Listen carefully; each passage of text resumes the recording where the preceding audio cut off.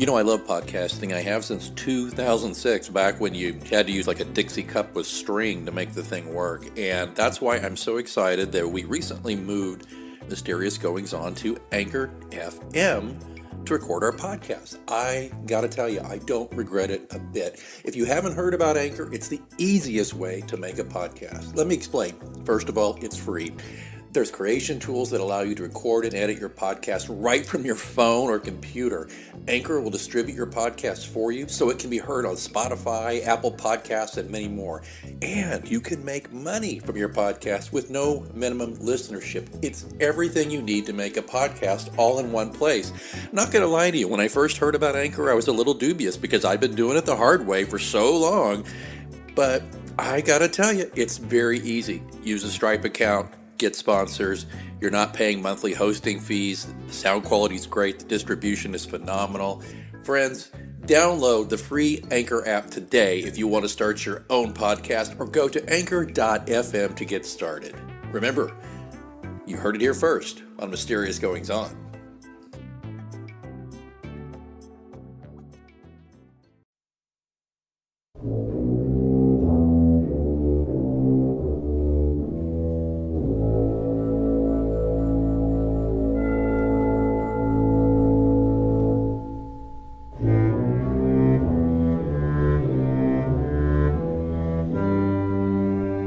Welcome to Mysterious Goings On. I am your host, J. Alexander Greenwood. You can call me Alex. You can call me Al. And this is chapter 17 in the Erratically Produced podcast. And this is a brief one. A couple of things going on. I wanted to kind of fill in our loyal listeners, both of you, on what's going on with the show and with me. If you're new to the show, this show is about genre writing, and especially in the indie space. Indie being a word that many of us writers use for we don't sell a lot of books. But that's actually, that sounds mean. I didn't mean it like that. Independent authors are just folks who go their own way. There's several strata of indie authors out there. There's everybody from the person who slaps something together in one day with a horrible cover and puts it on Amazon, all the way up to folks like myself who hire editors and professional editors, that is, and professional cover artists, etc. And if the definition of being a professional at anything is to do it for more than 10,000 hours, then I guess you could say I'm a professional writer. Been published in numerous publications, and am still trying to make a go of it with my fiction writing. Just in that regard, go to pilotscross.com, pilatescross.com, to look up more information about my books, including my John Pilot mystery series. Alrighty, on quitting. Stephen King wrote a great book called On Writing, where he talks a lot about the writing life and how he was motivated and what his rules of writing are, etc., etc. And I respect that book very much, and there are parts of it that deal with when maybe a idea isn't gelling, it isn't working for you, and what to do. And I'm not going to quote from it. I'll just ask you to, if you're interested, to go look up what the Dr. King has to say about that. But I announced a while back to this podcast and to some of my writer friends and others that I was working on a mainstream novel, not a genre novel. I was working on something, and I got about 5,000 words into it and realized a couple of things. One, I was completely going at it the wrong way. I was writing it in third person, and the story will work far better being told first person. Secondly, though, I realized that my day job has picked up tremendously, and I went from working 35 hours a week at my company, maybe 40, and now I'm all the way up to working 55, 60 hours a week, and there's precious little fuel left in the tank when it comes to the writing. I made a commitment to keep taking care of my physical health this year, and I have kept that up since late last year.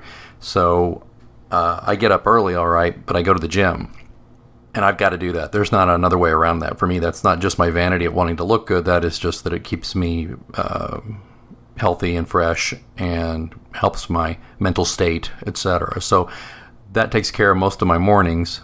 And then I have my day job, which can be, some days can be shorter than others, but it's a lot of writing in the day job and a lot of thinking and doing a lot of stuff. And by the time I get done with my day, the last thing I want to do is stare at the screen anymore. So that's on me. That's some writers would be shaking their heads right now. I can think of my late grandfather who wrote for 50 plus years. He got up every day at 4:30. He set a kitchen timer for an hour, and he wrote until the bell went off. Then he got his gym bag. He went and played racquetball, got a shower, dressed, and went to work as a historian at an Air Force base. And he did that for decades. Well, he had a discipline I don't have. So at least I don't have it right now. And I've got to focus on my day job because I got to, bring in money, got to pay the bills, that sort of thing. And I'm sure a lot of you writers listening out there and readers can identify with that. Okay, so long way round to quitting. I still have that book in me, and that book will come, but I can't do it right now. And I'm going to put it on the shelf, and I'm going to focus on work and family and fitness. But here's the thing. I miss John Pilot quite a bit, and my good friend, writer Jason McIntyre, is a good example of, or an inspiration to me about this. But, and I may have said this to you previously, but, I don't necessarily have to write a full-length novel to keep John Pilot alive. I could write a novella, a brief one. So that's something I'm going to turn to. I've actually got some, I think, well-deserved vacation time coming up. And usually when I get out of town for any length of time, it really gets my juices going. And I'm debating taking the laptop with me because I get on an airplane and it just seems like I just feel freed up and I can start thinking of other things. And I'm going on vacation to a new place. And, maybe John Pilot needs to go visit the same place that I'm going to visit coincidentally. Wouldn't that be nice? I already have the idea for the book, and I'm very, very interested in doing it. So, good news, bad news. Good news is there'll be another John Pilot novella relatively shortly because I'm going to work on that as a way to keep myself sane over the next few months. And I'm going to try to do what I always do, which is try to release something by Halloween. That's very, very optimistic, but I've released 2 or 3 of my books on Halloween or thereabouts, and I'm going to shoot to release this new John Pilot book then. And I think I can do it. John Pilot's like putting on a comfortable pair of jeans, whereas writing that other novel, I think I've said before, was like slipping into chainmail underwear. It's just it was a lot of work and it was hard, and I'm not afraid of hard work, but I have too much hard work elsewhere in my life. So I think for now, I'm going to shelve the mainstream novel and we're going to get back to the world of John Pilot. So if you're a John Pilot fan, I'm shooting for October for a new adventure.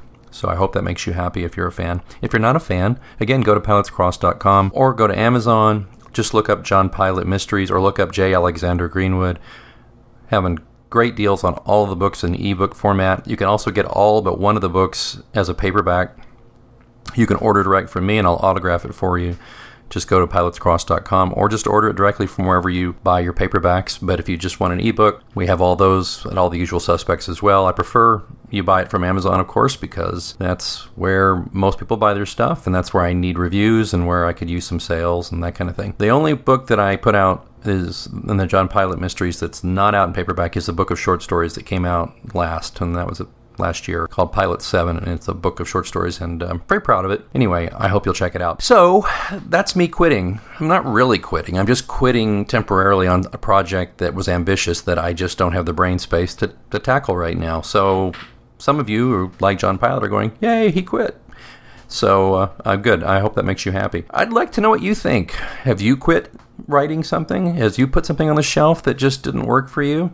Is there a book that you quit? I'd love to know that. But I'd like to know in the comments if you have started a book and maybe shelved it, and let me know what happened with that. If you're a writer and you want to be on the show, get a hold of me through the Pilots Cross website. Just go to the website there and contact me through that, or find me on the Twitter at @A_Greenwood, or you can email me alex@alexgpr.com. There you go. I haven't been putting out my email address on the podcast much, but if you want to email me directly, if you're a writer and you want to appear on the show, or if you're a reader and you think you have something to say to writers and you want to appear on the show, alex@alexgpr.com. All right. Well, that's me quitting, and I appreciate you listening. It's time for me to quit this chapter, and I've got to get through one more week of work, a lot of work, and then I get some time off, and that means John Pilot gets to breathe a little bit.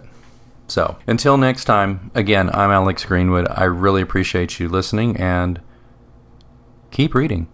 A little flexibility can go a long way. By refinancing your new or used auto loan with PenFed, you can lower your monthly payments for more flexibility in your budget. You can even schedule your first payment for up to 60 days from the date of your refinance. Calculate how much you could save at penfed.org/auto-refi or call 1-800-247-5626 to apply. Membership is open to everyone. To receive any advertised product, you must become a member of PenFed, insured by NCUA. Get a credit card that gives you what you need now. A low interest rate on everyday purchases and a place to transfer high interest rate balances. The PenFed Gold Contactless Card is our lowest interest rate credit card. You can even earn a $100 statement credit when you spend $1,500 in the first 90 days. Join PenFed and together we can help you keep more of what's yours. Visit penfed.org/goldcard. To receive any advertised product, you must become a member of PenFed, insured by NCUA.